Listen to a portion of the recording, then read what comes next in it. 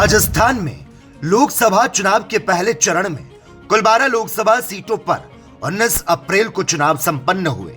फलौदी सट्टा बाजार में कुल 12 संसदीय क्षेत्रों पर जीत और हार को लेकर आंकलन आ चुका है। हालांकि परिणाम 4 जून को आएंगे, लेकिन उसके पहले चरण में जीत हार को लेकर सट्टा बाजार का आंकलन आ गया। पहले चरण में प्रदेश के श्रीगंगानगर, बीकानेर, चूरू, झुंझुनू, सीकर, जयपुर ग्रामीण, जयपुर, अलवर, भरतपुर, करौली, धौलपुर, दौसा और नागौर संसदीय क्षेत्रों के लिए मतदान हुआ।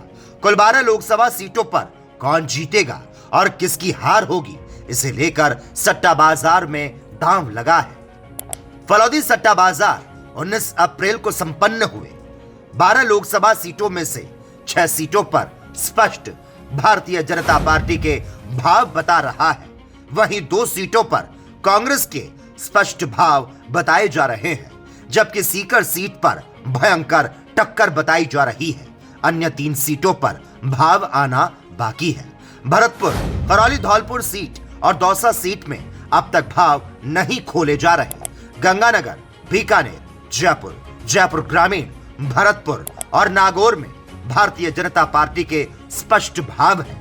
वहीं चूरू, झुंझुनू सीट पर कांग्रेस का पलड़ा भारी है, जबकि सीकर सीट पर भयंकर टक्कर बताई जा रही है।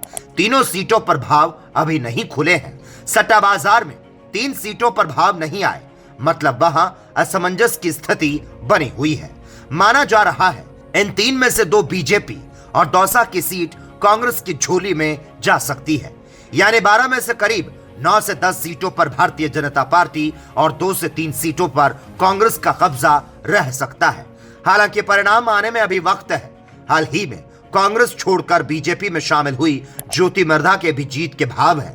यानी नागौर लोकसभा सीट से आरएलपी सुप्रीमो और इंडिया गठबंधन के संयुक्त उम्मीदवार हनुमान बेनीवाल की हार मानी जा रही है। वहीं बीकानेर सीट पर भारतीय जनता पार्टी के दिग्गज नेता और केंद्रीय कानून मंत्री की जीत के भाव तेज हैं, जबकि चूरू सीट पर राहुल कस्बा और झुंझुनू से ब्रजेंद्र ओला की जीत बताई जा रही है। Special desk, the PK Times news.